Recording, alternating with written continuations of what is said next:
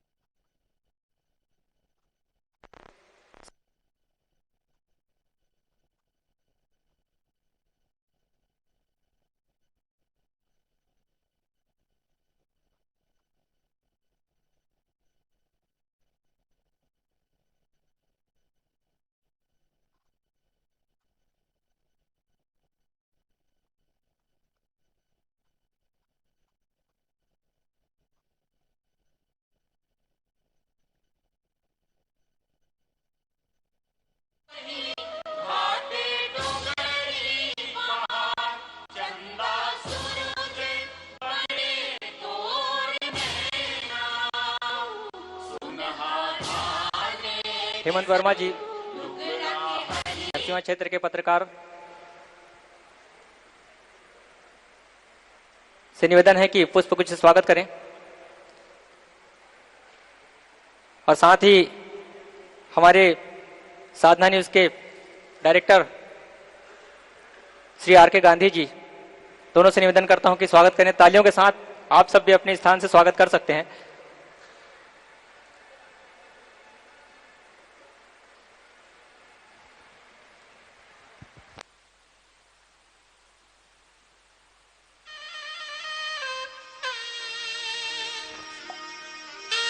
Hello,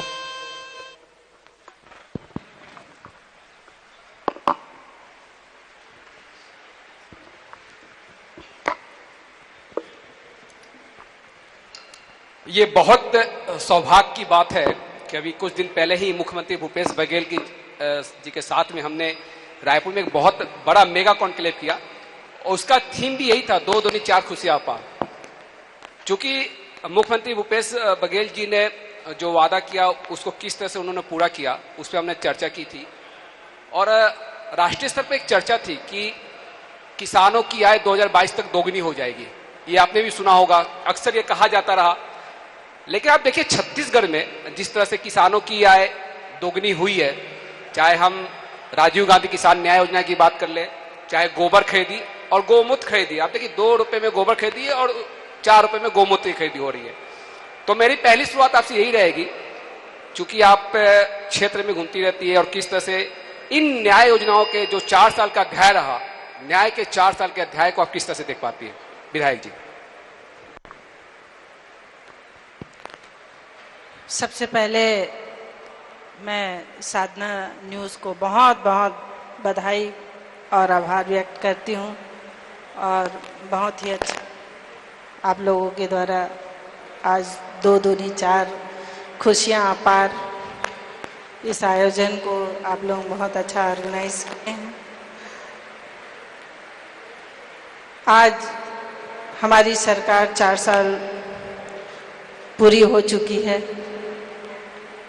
और हमें बेहद खुशी है कि माननीय मुख्यमंत्री जी भूपेश बघेल जी ने जो घोषणा की थी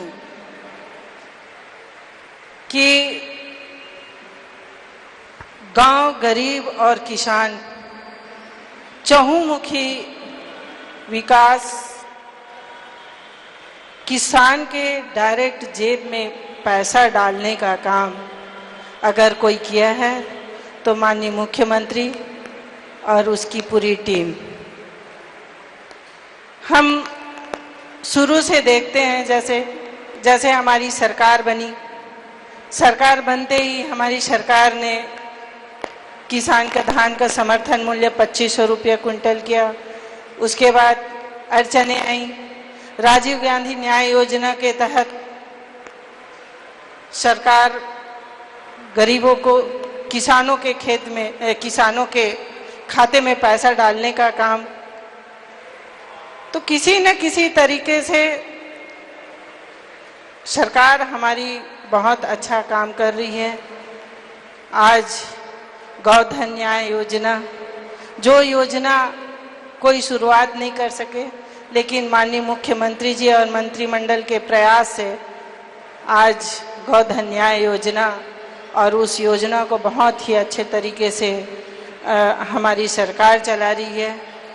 और हमारे ही इस क्षेत्र में बहुत सारे ऐसे कम से कम 84 ऐसे गौठान बन चुके हैं जहां से वर्मी खाद और गोबर खरीदी और सब्जी भाजी का उत्पादन हमारी महिलाएं कर रही हैं।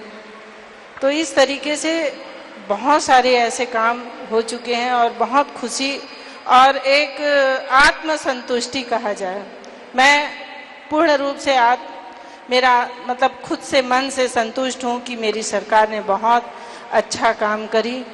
और कोरोना काल, जैसे कोरोना काल में भी माननीय मुख्यमंत्री जी किसान के खाते में पैसा डालने में कमी नहीं किए, इस बात का मुझे बहुत फक्र है।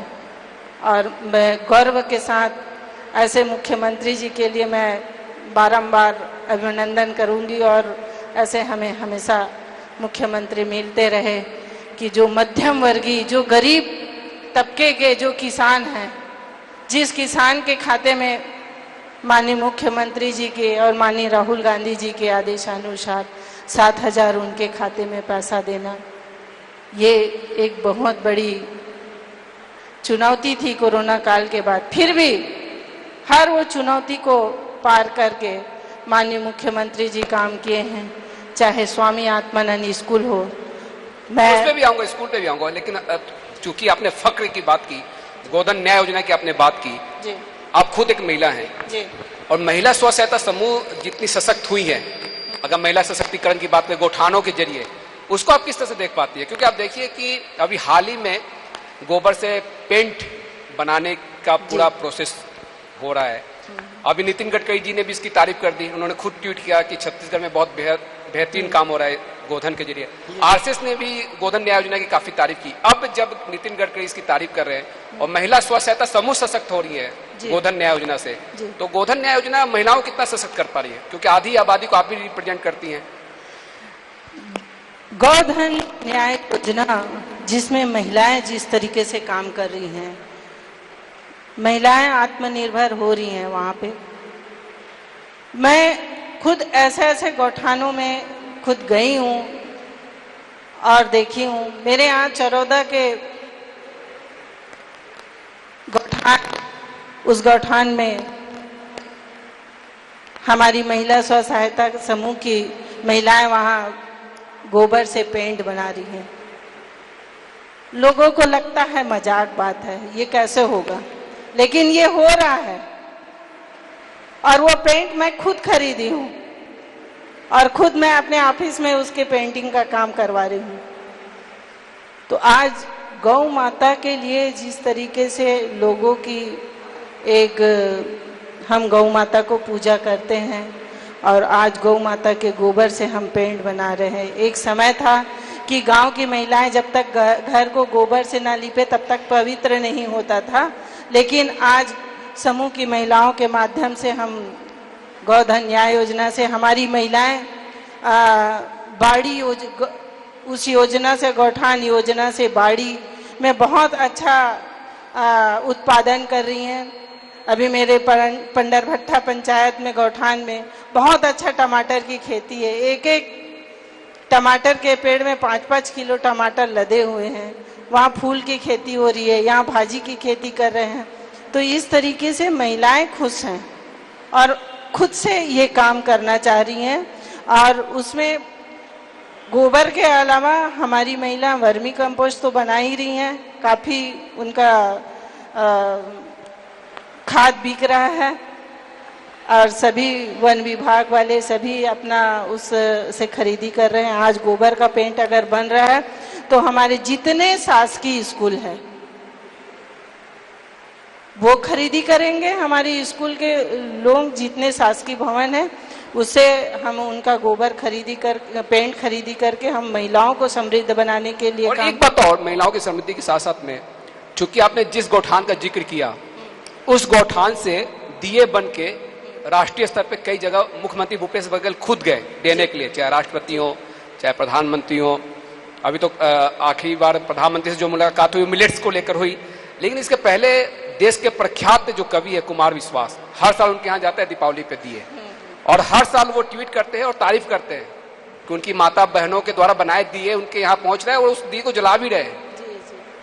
तो ये फक्र की बात होती है। जी जी जी, तो मैं उसी पर चाहता कि दीपावली के समय जो दिए बनाए जाते हैं, जो महिलाएं बनाती है दिए, और जो राष्ट्रीय स्तर पे देश के हर कोने में विदेशों तक जा रहा है, विदेशों तक में इस बार ऐसा होगा कि दीपावली के समय जब घर का पोताई करते हैं तो हम गोबर के पेंट से पोताई करेंगे और दिया भी हमारी समूह की महिलाएं जो बना रही हैं उनके दिए से हम दीप प्रज्वलित करेंगे। ये हमारी छत्तीसगढ़ की पहचान है, जो पहचान से हमको फख्र हो रही है और इससे बहुत ज़्यादा लोगों के पीछे एक छत्तीसगढ़ के प्रति एक प्रेम, एक विश्वास जो माननीय मुख्यमंत्री जी ने जगाया है वो एक सराहनीय कदम है। और एक बात और, अंतर्राष्ट्रीय महिला दिवस में आप भी कई बार भागीदार रही, ठीक है, कोरोना की वजह से कुछ बार नहीं हो पाया। मुख्यमंत्री जी का एक वक्तव्य रहा कि पहले ये होता था कि धान बेचा पुरुषों ने तो पैसा उनके जेब में पहुंच जाता था, अब महिलाओं के पास पैसे पहुंच रहे हैं, घर की माली स्थिति उससे बहुत बेहतर हुई है। आप इसको किस तरह से देख पा रही है जमीनी स्तर पे? जमीनी स्तर में महिलाएं काफी शिक्षा के क्षेत्र हो चाहे रोजगार के क्षेत्र हो काफी एक्टिव हैं, हर वो काम वो खुद से करना चाह रही हैं। और हम हर गांव में जैसे जाते हैं तो महिला अपने प्रशिक्षण को लेके भी चिंतित रहती हैं कि मैडम हमको कुछ करना है। बहुत अच्छा लगता है कि महिलाएं अपना घर का काम करने के बाद कुछ करना चाहती है, तो ये बहुत अच्छी बात है और इससे उनका परिवार शिक्षित भी हो रहा है और आत्मनिर्भर परिवार हो रहा है।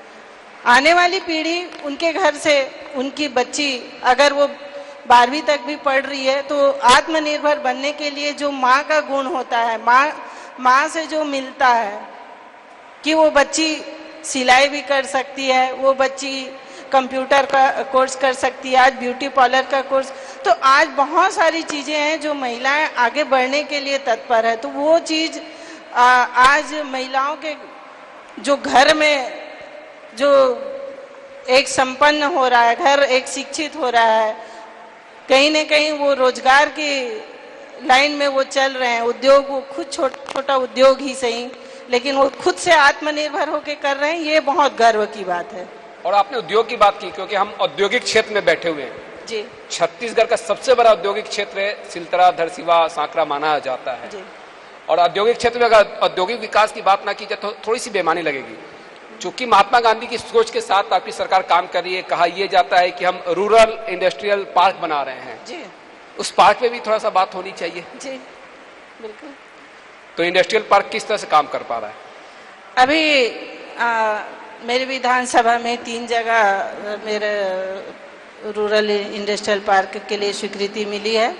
पहला तो चरौदा है, दूसरा नीलजा है और तीसरा माठ है और सभी गौठान में काम चालू हो गया है और जल्दी वहाँ युवा जो बेरोजगार युवा हैं, जो शिक्षित युवा हैं, बेरोजगार शिक्षित बेरोजगार युवा हैं, वो वहाँ उनको उनकी व्यवस्था उपलब्ध कराई जाएगी जो हमारी सरकार के द्वारा कि उनको एक शेड में सारा व्यवस्था मिलेगा।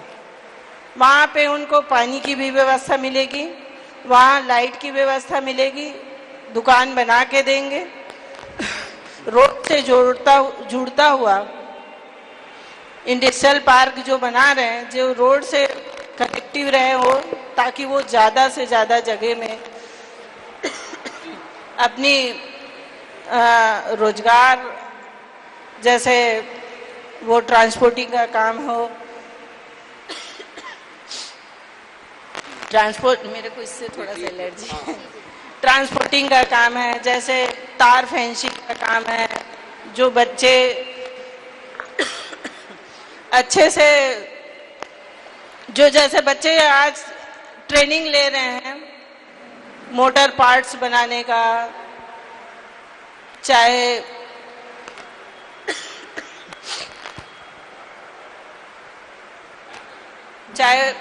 वो जो भी जैसे रोजगार चाहते हैं, आज हर जगह में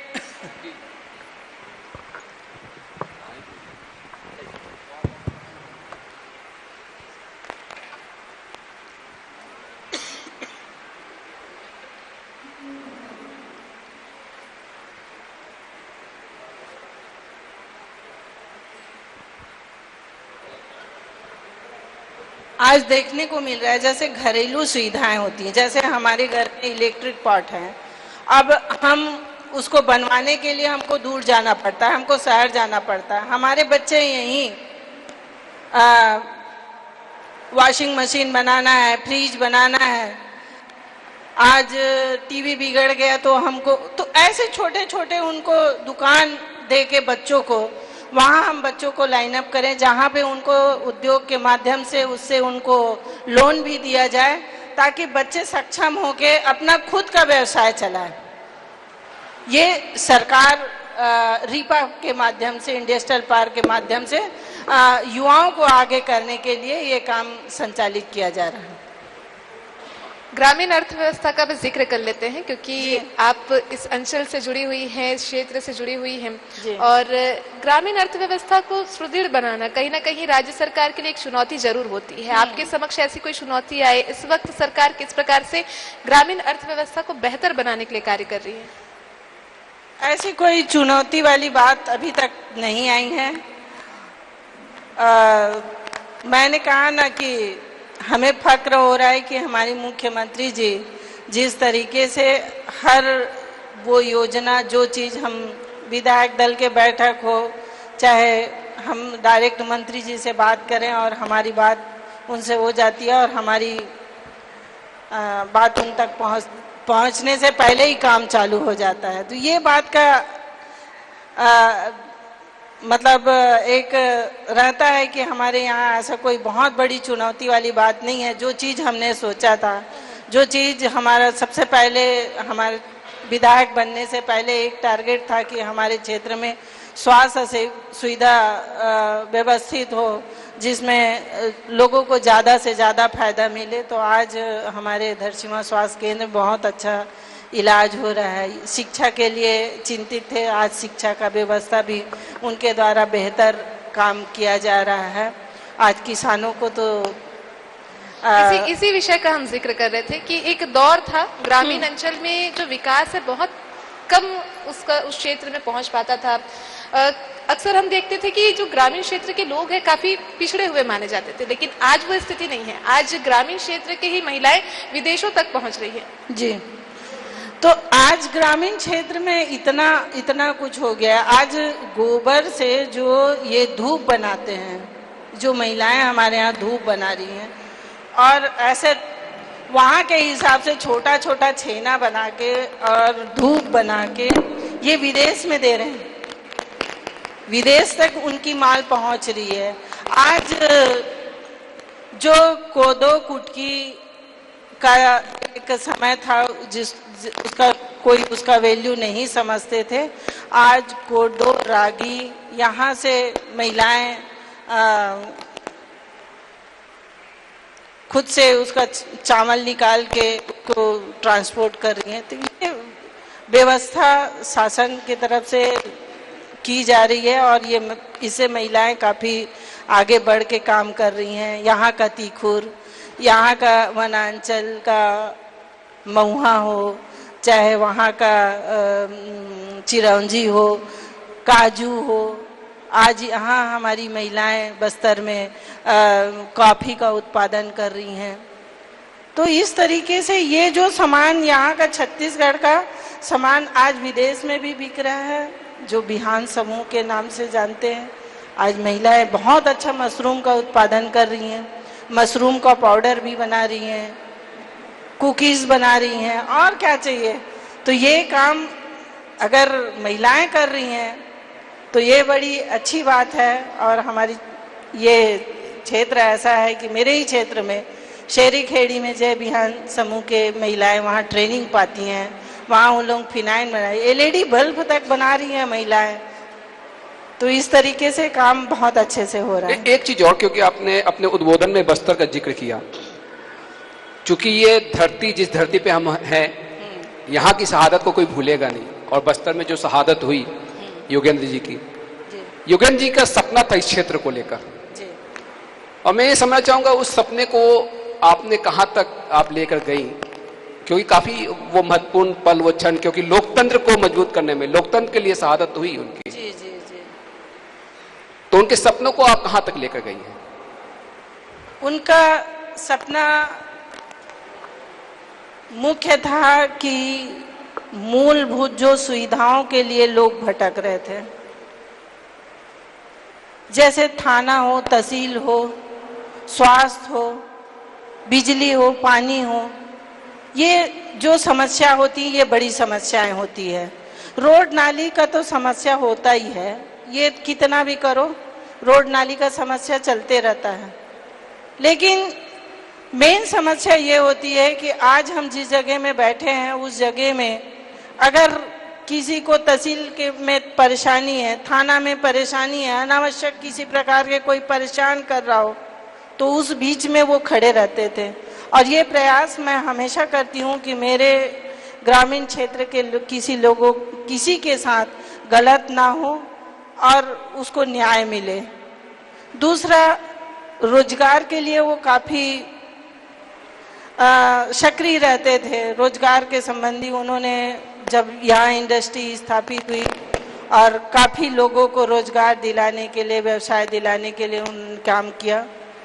और मेरा भी वही प्रयास रहता है कि मैं जिस कार्यालय में, उनके कार्यालय है, मेरा नहीं है, लेकिन मेरा क्या उनका क्या, लेकिन उनके जो जगह में बैठते थे मैं उसी जगह में बैठ के मैं भी उस न्याय दिलाने की कोशिश करती हूँ कि लोगों को रोजगार मिल जाए, व्यवसाय मिल जाए और हमारी शासन की योजना की ज़्यादा से ज़्यादा लोगों को फायदा मिले। ये मेरा हमेशा प्रयास रहता है और कहीं न कहीं मुझे पूरा विश्वास है कि इसमें अच्छा व्यवस्था बन पा रही है। मूलभूत सुविधा का आप जिक्र कर रहे हैं और सबसे बड़ा सपना ये भी था इस क्षेत्र के लिए, जहां तक मुझे जानकारी है, बेहतर शिक्षा व्यवस्था हो पाए। आत्मानंद, स्वामी आत्मानंद स्कूल इस वक्त पूरे प्रदेश में संचालित हो रहा है। इसने गौरव प्राप्त किया है राष्ट्रीय स्तर पर। इस क्षेत्र की व्यवस्था भी आपसे जान और समझ लेते हैं। जी जी।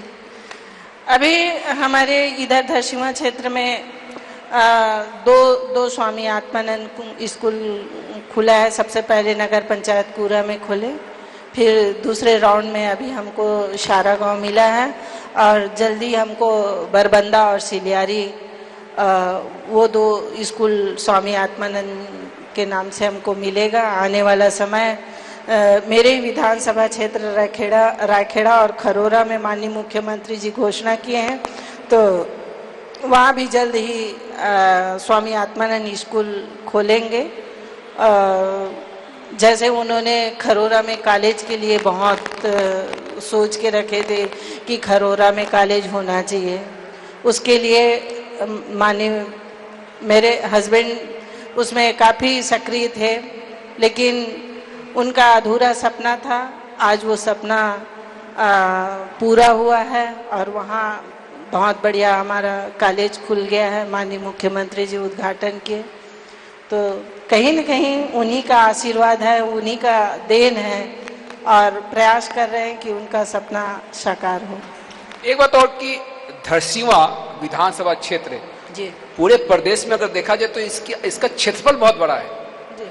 और इस क्षेत्रफल के अनुसार काम करना, मतलब कि आप देखिए खरोरा उधर विधानसभा भी लग जाता है, मंदिर हसौद तक इसका क्षेत्र है, तो आपको बहुत बड़े क्षेत्र का प्रतिनिधित्व कर रही है। एक बहुत बड़ा क्षेत्र आपके जिम्मे है, environment हर किसी की of creating in your आकांक्षाओं को state. पूरा करना। The dynamism and forward-thinking nature ये of this क्षेत्र Global बड़ा Investor है, Summit to bringing bodes very well to लेकिन the future of this state. यहाँ And I am certain the summit will ऐसा contribute to bringing बहुत more investment. वो नहीं लगता, मतलब ऐसा है कि मैं सबसे मिलते जुलते रहती हूँ, सबसे कभी अभी मैं खरोरा से आई, अभी धरसीवा आ गई, फिर खरोरा चल दूंगी, तो मेरे को ऐसा नहीं लगता कि ये बहुत बड़ा क्षेत्र है और नहीं संभल रहा है, ऐसा कोई स्थिति नहीं है। और काफी सामंजस्य के साथ जनता के बीच में जाना आना, और ये हम लोगों का काम है, तो लोगों को काम करने की इच्छा है, इच्छा शक्ति प्रबल है, तो कहीं समय का कोई ध्यान नहीं रहता है। और दोनों जगह में बहुत अच्छे से हर वो कार्यक्रम में हम लोग पहुंच जाते हैं, मैं खासकर पहुंच जाती हूं, और मेरा पूरा प्रयास रहता है कि मैं दोनों साइड के लोगों को संतुष्ट कर सकूं। अगर मेरे को खरोरा में कोई इनवाइट किया है तो मैं खरोरा भी पहुंचूं, और धरसीवा में इनवाइट हुई तो धरसीवा भी आऊं। तो ये पूरा प्रयास है, यहाँ कार्यकर्ताओं का, जनता का सहयोग मुझे मिलते रहता है, उनका प्यार इतना मिलता है कि मेरे को घर पे रहने का मन नहीं करता, मतलब इतना अच्छा लोगों का व्यवहार और आत्मीयता है, तो काम करने में कोई दिक्कत नहीं होती। माननीय महोदय, हम बात करेंगे यहाँ के औद्योगिक क्षेत्र का। आप सबसे बड़े, मेरे ख्याल से प्रदेश के सबसे बड़े औद्योगिक क्षेत्र के विधायक हैं आप, और औद्योगिक क्षेत्र को बने लगभग 25 साल हो गए यहाँ पे, और इन 4 वर्षों में उद्योगपतियों द्वारा CSR से अभी उसकी मानसिकता कैसी है, क्या काम कराते हैं, उसके पहले में अभी में आप क्या बेहतर समझते हैं? जो बात उद्योग की आ रही है, हम लोग भी डायरेक्ट उद्योगपतियों से हमारी बात हो रही है। जब से हमारी सरकार आई है और उद्योग को लेके हमारी सरकार काफ़ी गंभीर है, ये बात आप सब जानते हैं। धरसीवा की बात है, धरसीवा में पहले CSR मद का उपयोग दिखता नहीं था। हमने कई बार तो ऐसा हुआ कि क्रॉस चेकिंग करते तो बहुत सारा चीज निकल के बाहर आ जाता, लेकिन हमको उस सब पीछे की बातों में हमको जाना नहीं है। लेकिन अभी उद्योगपतियों के द्वारा मैं तो उनको धन्यवाद भी कहूंगी, जिस तरीके से कोरोना काल में उद्योगपति के द्वारा मेरे को जो सहयोग मिला, मेरे क्षेत्र को मिला, उस समय ऑक्सीजन के लिए इतना मारामारी था, और निको जायसवाल के तरफ से ऑक्सीजन उपलब्ध कराया गया, और यहाँ तक कहा गया कि जो प्राइवेट जिनको ऑक्सीजन नहीं मिल रहा है, प्राइवेट हॉस्पिटल, वहाँ भी फ्री में भी ऑक्सीजन सिलेंडर ले आए, हमारे यहाँ से ऑक्सीजन भरा के ले जाए। तो मैं काफ़ी संख्या में, मतलब खरोरा भी ऑक्सीजन भिजवाई हूँ, खरोरा हॉस्पिटल में ऑक्सीजन दिलवाया है, प्राइवेट हॉस्पिटल जो है जिनको से ऑक्सीजन नहीं मिल पा रहा था उनको ऑक्सीजन दिलवाने का काम, उनकी भोजन व्यवस्था। अब धरसीवा में क्वारंटाइन के लिए हमारे पास व्यवस्था, तो सभी कंपनियों ने मिलकर उस समय सहयोग किए, और काफ़ी अच्छा व्यवस्था, खाने का व्यवस्था हमारे यहाँ क्वारंटाइन में बहुत ही अच्छा व्यवस्था। उन्होंने LED TV लगा के गर्म पानी की व्यवस्था, पानी की जार की व्यवस्था, जो चीज़ अपन जब देखे थे, जब शुरू बार हमको भी कोरोना हुआ, हम जब एम्स में गए तो हमको गर्म पानी ना मिले, तो हम ये सारी चीज़ें बताएं, बोले कि कोरोना समय में गर्म पानी पीना चाहिए। तो वो व्यवस्था, सारी व्यवस्था कंपनी के द्वारा की गई। उसके बाद अभी बहुत अच्छा, अभी चरोदा में तालाब का सौंदर्यीकरण, CSR मद से रोड नाली की व्यवस्था हमारी कंपनी द्वारा अपने अपने स्तर से इन लोग कर रहे हैं। तो ऐसा कुछ विवादित टाइप में ऐसा कुछ भी नहीं है, बहुत अच्छा सहयोग कंपनी के द्वारा हमको मिला है, और आगे भी मिले। और पहले CSR में रायपुर को सजाया जाता था, लेकिन अब CSR में अब धरसींवा को सजाया बहुत जाए। बेहतरीन बात आपने कही कि पहले रायपुर को सजाया जाता था, अब धरसींवा को सजाया जा रहा है। यही खूबी होती है कि जिस क्षेत्र की जो आवश्यकता है उस क्षेत्र की आवश्यकता को पूरा किया जाए। पहले होता ये था कि DMF फंड से लोग स्विमिंग पूल बना लेते थे, लिफ्ट लगवा लेते थे। अब देखिए DMF फंड का इस्तेमाल, दुर्गेश जी यहाँ पे हैं, पहले ये भी जानते थे किस तरह से वहां की राशि निकाल के दूसरे जगह खर्च कर दिया जाता था। अब तो ये हो गया है कि आप DMF फंड का खर्च वही पर्टिकुलर उसी क्षेत्र में करना है। ये काफी बेहतरीन काम हुआ। दुर्गेश जी जी। तो अनीता जी, अगला सवाल मेरा ये है कि चार चिन्हारी की चर्चा करूंगा मैं। छत्तीसगढ़ की चार चिन्हारी, नरवा, गरवा, गुरुआ, बाड़ी, इस पे भी चर्चा होनी चाहिए, क्योंकि अभी कुछ दिन पहले ही आपने यहाँ पे सौगात दी है बहुत बड़ी।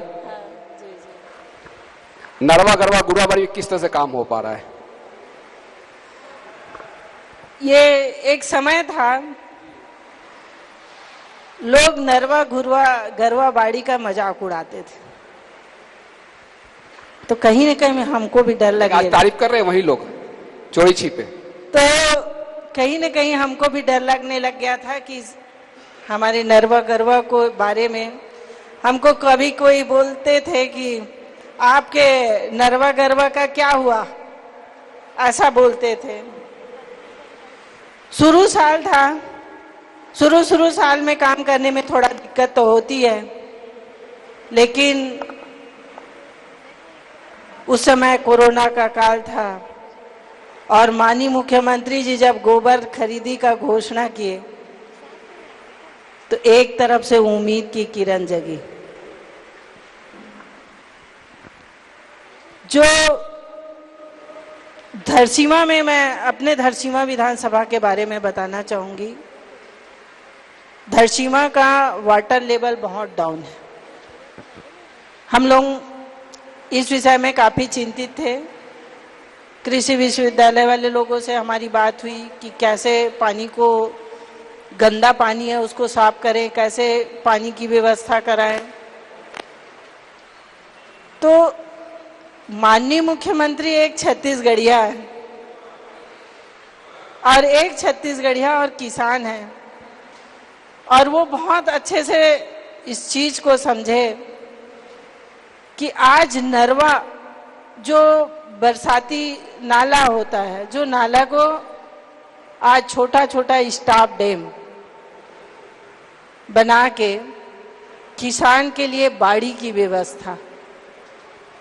आज आप कपसदा देख लीजिए, वहाँ स्टॉप डैम बना हुआ है, वहाँ करीब 3-4 गांव के किसान अभी गेहूं चना की खेती कर रहे हैं, सब्जी भाजी लगा रहे हैं। आने वाला समय दिखेगा इसका और बड़ा स्वरूप। आज इस समय में नाले में पानी नहीं दिखता था, आज आप कुल्हान नाले जाइए देखिए, जगह जगह पानी भरा हुआ है। इससे जो पानी का स्रोत जो हमारे हैंड पंप में आ रही, तो कहीं न कहीं पानी की समस्या एक तरफ से नरवा प्रोजेक्ट से हल हुआ।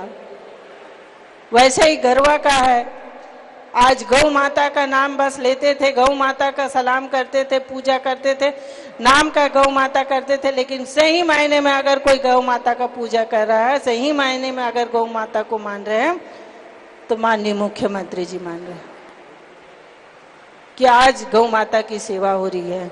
आज गौ माता के लिए जो जमीन था, अधिग्रहण जमीन था, सब शासकीय जमीन अपने अपने अंदर में थे, लेकिन शहर किसान भाइयों की स्वीकृति, सबने अपनी अपनी जमीन छोड़ी, कोई वाद विवाद नहीं हुआ, कहीं पे कोई दिक्कत नहीं आई। गौठान के लिए सबने अपनी अपनी जमीन छोड़ दी और आज गांव गौठान बन चुका है। गौठान में गौ माता की सेवा भी हो रही है, गौ माता का गोबर भी खरीद रहे हैं, उसी में ही बाड़ी का काम हो रहा है। बाड़ी का मैं अभी बताई ना कि पंडरभट्टा गौठान में बहुत अच्छा बाड़ी, नीलजा गौठान में बाड़ी, माठ में बाड़ी, चरौदा में बाड़ी, बाड़ी से बहुत अच्छा गांव में ही महिलाएं सब्जी बेच रही हैं, मशरूम उत्पादन कर रही हैं। अब कई लोग बोलते हैं कि आप बाड़ी बनने के बाद मशरूम का रेट डाउन हो गया है, बोलते हैं जो मशरूम खाते हैं उन लोग ये भी बोल रहे हैं कि अब मशरूम का रेट डाउन, पहले मशरूम 400-500 रुपया किलो मिलता था, आज मशरूम का रेट 200-250 हो गया। तो आज महिलाएं काम कर रही हैं। जो घुरवा, आज घुरवा के लिए एक समय हुआ करता था कि हम किसान भाई घुरवा के लिए अपना गांव में एक छोटा सा जगह रखते थे, उसी में ही बरसात में अपने गांव घर का गोबर कचड़ा वगैरह सब डाल के उसी में सड़ाते थे, फिर गर्मी में उसको डालते थे। लेकिन जब से 15 साल की सरकार थी, मैं कहना नहीं चाहती लेकिन कहूंगी, 15 साल में लोग घुरवा को भूल गए थे, खेती को भूल गए थे। आज खेती की दिशा में किसान लोग आ गए हैं। अब खाद कहाँ से मिलेगा? घुरवा तो बचा ही नहीं था। आज वो घुरवा को भी एक गोबर खरीदी करके घुरवा का एक स्वरूप जो खाद बनाने का काम हमारी महिलाएं कर रही हैं, वो एक तरफ से नरवा घुरवा गरवा बाड़ी, तो आज हर चीज को वहाँ पे सबका मतलब है। साइंटिफिक भी इसमें आप सोच सकते हैं कि साइंस भी कह रहा है कि हमको ये काम करना चाहिए। जो वैज्ञानिक लोग हैं, किसी विश्वविद्यालय के वैज्ञानिक लोग से भी हम लोग इसमें हमारी शासन बातचीत करके इसको कैसे बेहतर किया जाए, इस काम को बहुत अच्छे से हमारी सरकार और हमारे ग्रामीणों के सहयोग से, हमारी ग्रामवासियों के सहयोग से एक काम हो रहा है। अभी गांव-गांव में पैरादान भी हो रहा है, पैरादान कर रहे हैं। माननीय मुख्यमंत्री जी के संदेश था, आज सब गांव वाले शहर स्वीकार रहे हैं। और लिहाजा मुझे लग रहा है कि इसलिए छत्तीसगढ़ मॉडल की चर्चा हो रही है राष्ट्रीय स्तर पे।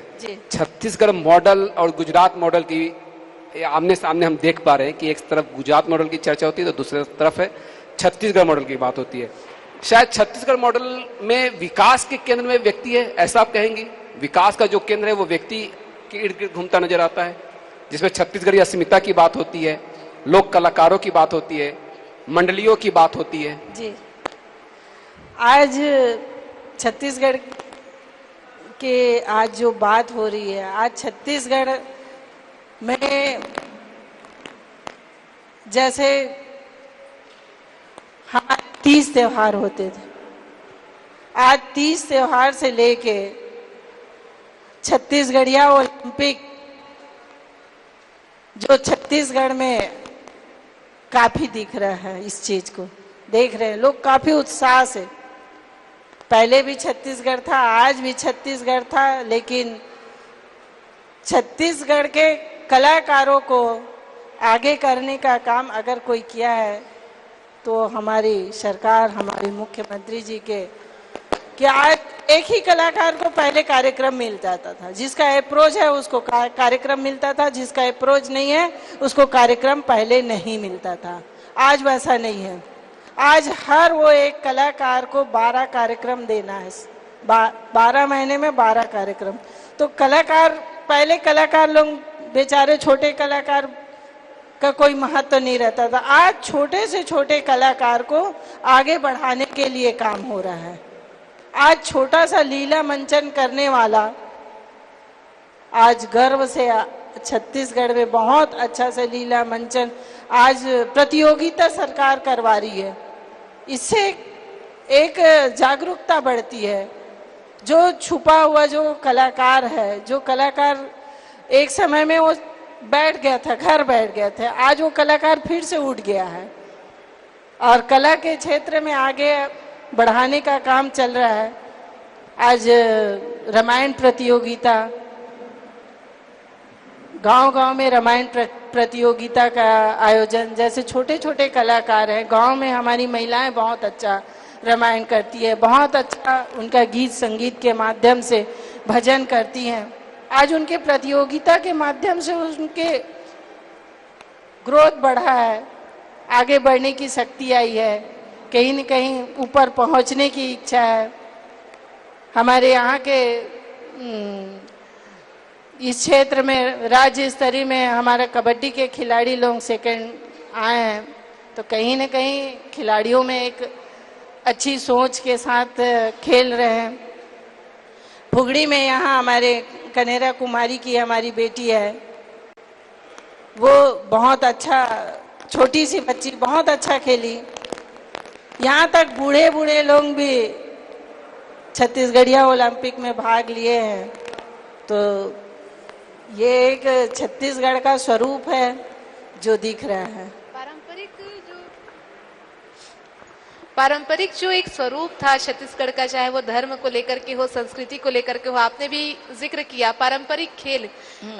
एक दौर था जब हम तमाम खेलों को जानते थे, लेकिन धीरे धीरे ये सभी खेल विलुप्त हो रहे थे।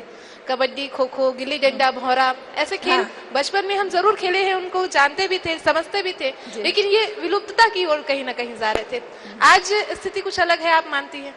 बिल्कुल, क्योंकि छत्तीसगढ़ के जो मुख्यमंत्री जी हैं वो खुद गेड़ी चढ़ते हैं, खुद भौरा चलाते हैं, खुद बाटी खेलते हैं, खुद पूर्णिमा में जाके पूर्णिमा के समय महादेव घाट में खुद डुबकी लगा के।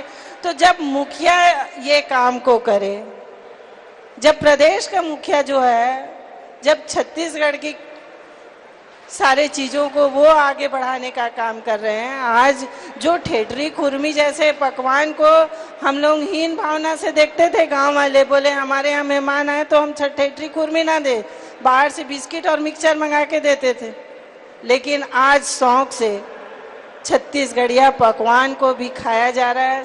छत्तीसगढ़िया जो भाजी होता है वो भाजी भी आज हम लोग राजभवन से लेके हमारे विधानसभा तक हर जगह छत्तीसगढ़ी खान पान दिल्ली तक गूंज है उसकी छत्तीसगढ़ी व्यंजन। हाँ बिल्कुल, हमारे छत्तीसगढ़ सदन भवन में दोनों जगह हमको छत्तीसगढ़िया भोजन, फरा चीला का ये समय फरा चीला खाने का है, नया चावल का फरा चीला खाने का समय, तो हर जगह आप छत्तीसगढ़ी पकवान आसानी से उपलब्ध हो जा रहा है। और यहाँ पे एक चीज और है कि आत्मबल, जो कॉन्फिडेंस है, वो लाने का काम किया है मुख्यमंत्री भूपेश बघेल ने। बिल्कुल, आप में भी काफी कॉन्फिडेंस आ गया है। बिल्कुल, हर सवाल का बेबाकी से आप जवाब दे रही हैं। हाँ जी जी। तो कॉन्फिडेंस आया है आप में भी इन 4 सालों? मुख्यमंत्री जी ऐसे हैं तो कॉन्फिडेंस तो आना ही है, और बहुत मन से मुख्यमंत्री जी भी काम कर रहे हैं, और हम लोग भी हमारी जनता के बीच में और जा रहे हैं, और बहुत आत्मीयता से लोग मिल रहे हैं और काफ़ी खुश हैं। हमारे किसान भाई काफ़ी खुश हैं, तो इस तरीके से वो खुश है तो हम तो खुश रहेंगे ना, कॉन्फिडेंस तो आना ही है।